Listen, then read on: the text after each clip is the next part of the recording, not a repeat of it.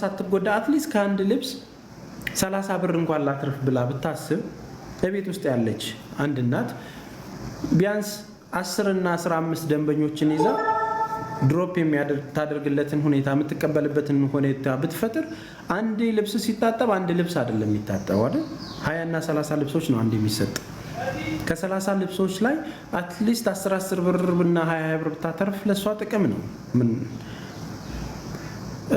ትልልቅ የምትሏቸው የአዲስ አበባን ቢዝነስ ፉገራ ልንገራችሁ ስማቸው ማልጠራላችሁ ሌግጀሪ የሆኑ ላውንደሪ ቤቶች አንድ ጓደኛ ነበረኝ የላውንደሪ ቤቱ ማኔጀር ነው ከ30 በላይ ቅርንጫፍ አለው አዲስ አበባ ውስጥ ነው ከ23 ነው ምናምን 27 ቅርንጫፍ አላቸው ላውንደሪ ቤቱ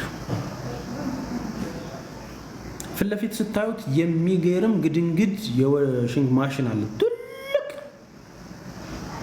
ያ ማሽን ከ30 ዓመት በፊት የነበረ ነው በቃ ገና ስትገቡ ግሬሱ አለው ምናምን ያነው ተቀምጧል ጨዋታው ያለው ከጓሮ ነው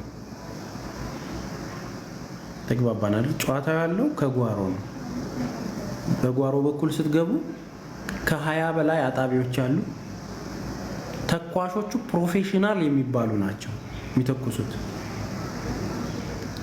የምሬ ነው መነግራችሁ ፕሮፌሽናል የተባሉ የሚያደርጉትና ፋይናላይዝ አድርገው የሚያሽጉት ሰዎች ፕሮፌሽናል ናቸው የቀን ሰራተኛዋ ያንን በእጇ ትለዋለች አንተ ከኋላ እንደሚታጠብ አታውቅም ታጥቦላል ፏ ብሎላል ይኸውላችሁ ላውንደሪ ሲታጠብ አንዳንድ ቦታ አይለቅም ማለት ይሄ እዚህ ጋር ያለው እጅ ጋር ያለው ነገር ቶሎ አይለቅም ማሽኑ ዝም ብሎ የማሽከርከር ስላሰኝ በጣም ጥርት ብሎ የሚመጣላችሁ ከሆነ አመኑን በእጅ የታጠበ ነው እሱ ጥሩ ነው እኮ ክፋት የለውም በእጅ ነው ስለታጠበ ምናምን አይደለም ግን ያለውን ነገር ነው የምነግራችሁ በቃ በደንብ ይተኮሳል በፌስታል ይገባል ፏ ይደረጋል ሲመጣ ስማችሁ ባርኮዱ ምናምን የሚደንቅ ነው ቢዝነስ ካርድ የፈለገ ነገር አያይዘውት ፕሮፌሽናል ማድረግ ይችላሉ እንዴ እንደሚደረጋል እንዴ በቃ 10 ካሳጠቡ አንደኛውን በእንደዚህ በነፃ ይታጠብ ይሄማ እንደዚህ አሪፍ ማሽን ነው እያላችሁ ተሰጡ ሰው ነው የሚያጥበው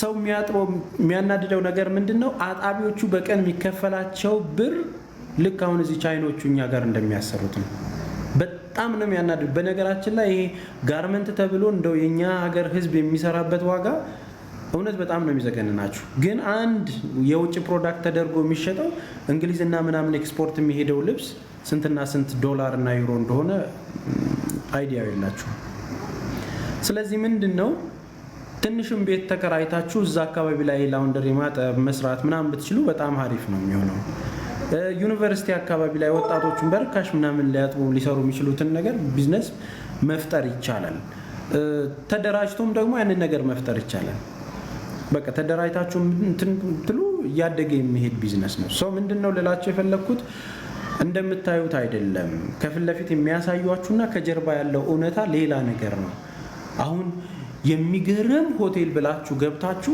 ጓሮውን ብታዩና አሰራሩን ብታዩ እዛ ሆቴል ጭራሽ መግባት ማትችሏቸው ብዙ ገበና ያላቸው ሆቴሎች አሉ እዚሁ አዲስ አበባ ነው ማወራችሁ ደርሶባችሁም ሊያውቁ ትችላላችሁ ድንገት ወደ ሽንት ቤት ስትሄዱ ወይም ድንገት የሆነ ቦታ ስትሄዱ የማይሆን ዘጊ ነገር አይታችሁ በመድኃኒዓለም እዚህ ነው እንዴ ስመገብ የነበረው የምትሉበት ትልልቅ ስም ያላቸው ቤቶች አሉ እንደዚህ ጉራንጉሩስ ገብታችሁ ደግሞ ጥርት ያለ ጽድት ያለ በየአይነቱ ምናምንም ሆነ ምግብ ቆንጆ ጥፍጥ ያለ ነገር የምትበሉባቸው ብዙ ቤቶች አሉ ሶ ትልቅ መሆኑና ትንሽ መሆኑ አይደለም ብራንድ ትልቅ ነገር ስለሆነ ነው ካልዲ ስትሉ ካልዲስ ብራንድ ነው የሆነ እንትን ስትጠሩ በቃ ብራንዱ በራሱ ያስቀመጡበት ነገር ትልቅ ስለሆነ በቃ እዛ ጋር እንትን ቦሌ ስትል የቦሌ ስሙ በራሱ አይምሮአችን ውስጥ የሆነ ነገር አለ አይደል መቼም መሻለኪያ ወይም ደግሞ ፒያሳ ምናምን ብለ ቦሌ ጋር ምናምን እንትን አትልም ኖርማሊ ቦሌ ነው ሰፈሬ የቦሌ ልጅ ነው ምናምን ሲባል አይምሮአችን ውስጥ የሚመጣ የተቀመጠ ነገር አለ አይደል እንደየሰፈሩ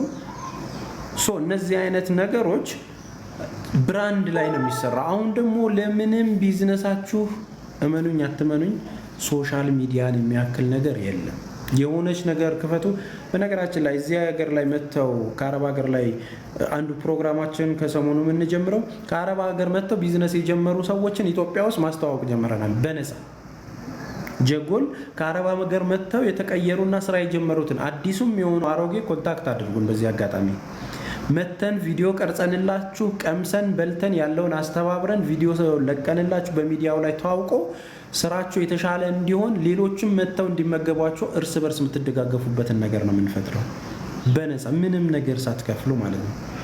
ከአረብ ሀገር የመጣችሁ ሰዎች የኔን ፔጅ መጠቀም ትችላላችሁ። ምንም ማስታወቂያ ሰርታችሁ ሼር ዱይት አድርግልን እንዲህ ቢዝነስ ኢትዮጵያ ውስጥ ጀምር ያለው የምትሉ ካላችሁ የትኛውም የኢትዮጵያ ጫፍ ሆኖ አለው። ተግባባን? መጠቀም ምንም የ400,000 ምናምን እኮ ተከታይ እናንተ ሆናችሁ ምንም የተለየ ነገር የለውም። እዚህ ሲመጡ ደግሞ እናንተን ለማበረታታት ሰዎች ፈልገው መጥተው ደግሞ ከአረብ ሀገር የመጡ ለረፍትም የመጡ ለምናምን ተመግበው እዛ ቪዲዮ ሰርተው እንዲሄዱ እናደርጋለን። በዚህ ቴክኒክ አንዱ ሚሊዮነር እያደረገ መሄድ ይችላል። ተግባባ? እኔ አንዱ አይነቴን በደንብ ባስተዋወቅላት የሚመጣው ሰው እዛ ከበላ ትጠቀማለች። የሆነን ሰው እዛ ጋር ሲከፍት ብታወቅላት ይጠቀማል። ምንድነው በቃ ከአረብ ሀገር የመጣችሁና ቢዝነስ የከፈታችሁ በቃ አረብ ሀገር ያሉ ልጆች የመጣችሁ ሁሉ ከነዛ ልጆች መጠቀም እንደ ግዴታ ነው መቁጠር ያለባችሁ፣ እንደ ግዴታ። አትሊስት አንድ እቃ ገዝታችሁ አንድ እቃ እንትን ብላችሁ የከፈቱትን ነገር ብታደርጓቸው በእርግጠኝነት ከዱባይ ብቻ የሚመጣው ፍላይት 4 ፍላይት ነው። አሁን እንደውም ወደ 8 ፍላይት ተሸጋግሯል። የኢትዮጵያ አየር መንገድ በሰፊው ጀምሯል። አንዷ እህታችሁ እዚህ ጋር የከፈተችው ምግብ ቤት ካለ ሁላችሁም እዚህ ስትመጡ በታክሲ ሄዳችሁ አበረታታችኋት በቃ እንትና ጋር ነው የምገኘው ብላችሁ ብትሄዱ እናንተ ጋር ያሉ 100 ሰዎች ቢያዩ ነገ ደግሞ እንደዛ ይሆናል። እርስ በርስ ስትደጋገፍ ቢሊየነር ትሆናል። ከዛ ውጭ ምቀኝነትን ማጥፋት ነው። ተግባባን አይደል? ፕሮግራም እንሰጣችኋለን። ዱባይ ላይም ቢዝነስ የጀመራችሁ ካላችሁ ያው እያገዝናችሁ ነው ያለነው፣ እየረዳናችሁ ነው ያለነው። ማስታወቂያ ስሩልን እንዲጀምረናል የምትሉ ሁላችሁንም እንሰራላችኋለን። ሁላችሁንም ያለ ምንም ክፍያ በነፃ ማለት ነው። ማደግ ስላለባችሁ የእናንተ ማደግ የአንደኛው እህታችሁ ማደግ ነው። በዛ ልክ የሚሰሩ ብዙ ነገሮች አሉ። ግን ምንድነው ስትሮንግ የሆነ ፓወርፉል የሆነ ነገር ያስፈልጋቸዋል። እየተከሰተ ያለው ነገር ምንድነው? ጠንክራችሁ ለምትሰሩት ስራዎች ምቀኝነት የበዛበት፣ ተንኮል የበዛበት፣ አንዱን የሚጥልበት ማለት ነው። እውነት ለመናገር ቢዝነስ ብላችሁ ከፍታችሁ እንዴት ቢዝነስ ረን ማድረግ እንዳለባችሁ እንኳን የማታውቁ ብዙ ትሬዲንግ የሚያስፈልጋችሁ ብዙ እህቶች አላችሁ። በውስጥ መመከራችሁንም ጨምሮ ማለት ነው። በውስጥ እንደ ወንድም ይሄ ልክ አይደለም ብያችሁ መስመራችሁን እያስተካከላችሁ ያላችሁ እህት ወንድሞች አላችሁ። ቢዝነስ የሚመራው በመጀመሪያ ደረጃ ከስተመርን ከማክበርና ከመታዘዝ ነው። ንብረቱ ስላለህ ማንም ምንም አያመጣ የምትለው ነገር